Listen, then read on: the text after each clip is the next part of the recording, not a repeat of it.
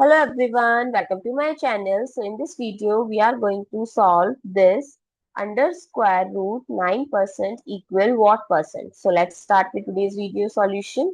So this percent is equals to 1 by 100. So in this symbol, in place of the symbol, you can write 1 by 100, or in place of 1 by 100, you can write this symbol.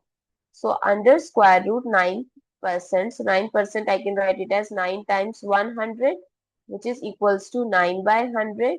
So it is in under square root. So 9 by 100, we can write it as 3 square by 10 square under root. So we can write 3 by 10 whole square under root. With the help of this square root removed. So what is left? 3 by 10.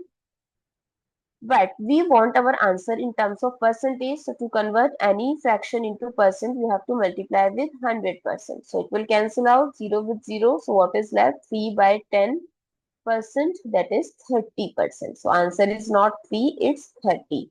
I hope it's clear and you find it useful. So don't forget to share your feedback through like, share, comment and subscribe to my channel. Thanks for watching. See you in the next video.